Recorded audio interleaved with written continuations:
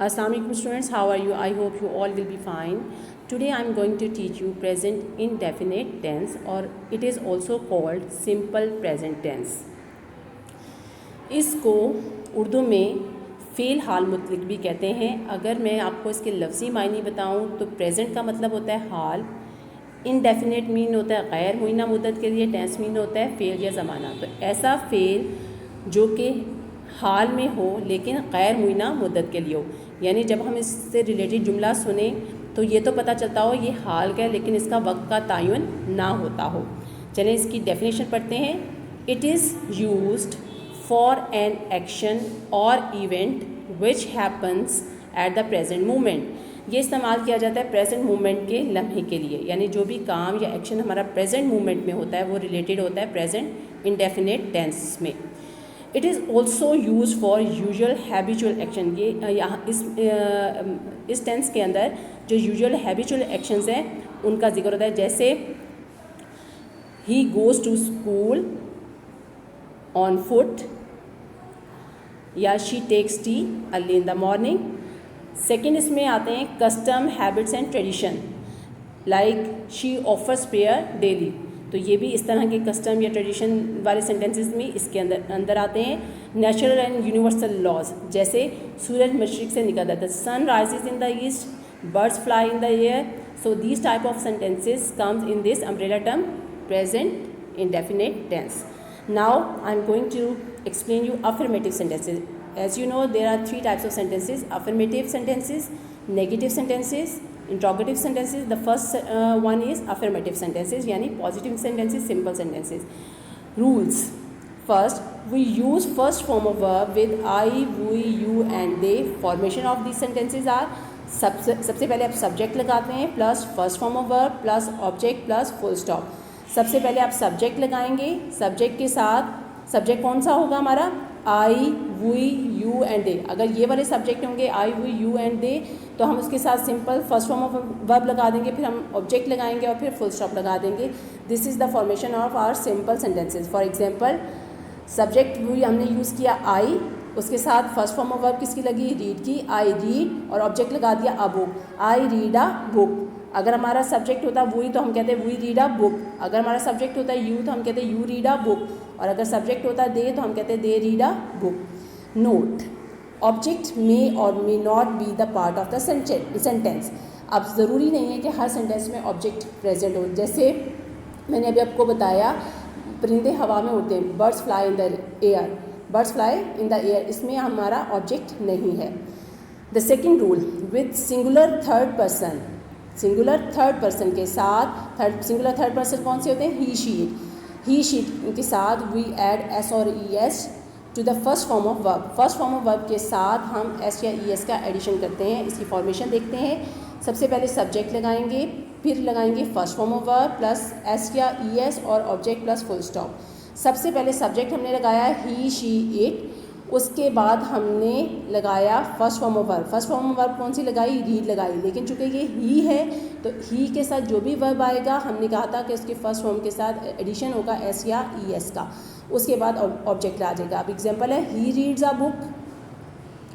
अगर हमारा सब्जेक्ट होगा शी तो शी रीड्स अ बुक. अगर ऑब्जेक्ट है कोई सिंगुलर नेम तो अली रीड्स अ बुक. इस तरह हम अफर्मेटिव सेंटेंसेस की फॉर्मेशन करेंगे. नेक्स्ट कैटेगरी है हमारी नेगेटिव सेंटेंसेस की. रूल्स पढ़ते हैं. वी यूज़ डू नॉट और does not before the first form of verb for making a negative sentences. जब भी हम नेगेटिव सेंटेंसेस बनाएंगे हम प्रेजेंट डेफिनेट में हम जो है डू नॉट और डज नॉट को यूज़ करेंगे. We use do not with I, we, you and they और एनी प्लूरल नाउन. हम डू नॉट के साथ जो सब्जेक्ट लगाएंगे वो हैं I, we, you and they. And we use does not with he, she, it और एनी सिंगुलर नाउन. और ही, शी, इट के साथ हम डज नॉट का यूज़ करेंगे. फॉर्मेशन देखते हैं. सबसे पहले सब्जेक्ट लगाया यानी हमने आई, वी, यू एंड दे लगा लिया. उसके बाद आई, वी, यू, दे के साथ हमने पहले बताया था आपको क्या लगना है, डू नॉट. डू नॉट के साथ कौन से लगे, simple first form of verb, फिर हमने लगा देना है ऑब्जेक्ट, फिर full stop.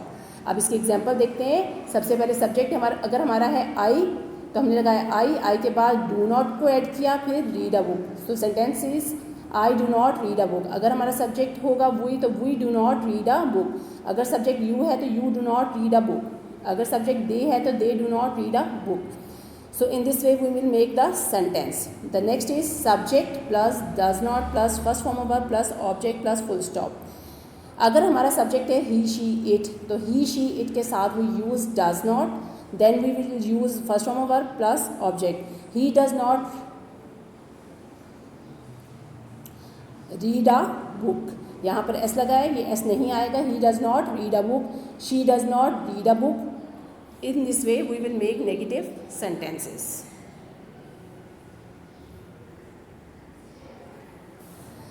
Then we will discuss interrogative sentences. We may say interrogative sentences, सवालिया जुमले, asking sentences. Rules: do or does is used in the beginning of the sentence. do or does sentence जो है वो शुरू में आ जाता है। वो use first form of verb, इसके साथ हम जो है simple first form of verb लगाते हैं, कोई एस या ई एस का एडिशन नहीं करते। We put a question mark at the end of the sentence, और इस जुमले के सवालिया जुमले के आखिर में हम क्वेश्चन मार्क लगा देते हैं। चलिए अब फॉर्मेशन देखते हैं। सबसे पहले do plus subject plus first form of verb plus object, फिर क्वेश्चन मार्क लगा देंगे। जैसे अगर हमारा सबसे पहले तो हमने डू लगाया, डू के बाद जो हमारा सबसे पहले सब्जेक्ट है वो कौन सा होगा, आई, वी, यू एंड दे और एनी प्लूरल नाउन। जब भी हम डू के साथ ये वाले सब्जेक्ट यूज़ करेंगे तो हम simple first form of verb लगाएंगे, फिर ऑब्जेक्ट लगा के फिर आखिर में क्वेश्चन मार्क लगा देंगे। ज़रा एग्जांपल देखते हैं। Do I read a book, do I read a book, आखिर में हमने क्वेश्चन मार्क लगा दिया। नेक्स्ट फॉर्मेशन देखते हैं। Does plus subject plus first form of verb plus object plus question mark. अब यहाँ पर जो डज के साथ सब्जेक्ट कौन से होंगे, ही, शी, इट और एनी सिंगुलर नाउन। अगर हमारा सब्जेक्ट जो है वो ही, शी, इट और या कोई भी सिंगुलर नाउन है तो हम इसके साथ simple first form of verb लगा देंगे, फिर ऑब्जेक्ट लगा देंगे, फिर क्वेश्चन मार्क। जरा एग्जाम्पल देखते हैं। Does he watch TV, does he watch TV, does she watch TV or does Ali watch TV? So in this way we make interrogative sentences. I hope you are clear now with the present indefinite tense. Do practice, keep learning. Allah Hafiz.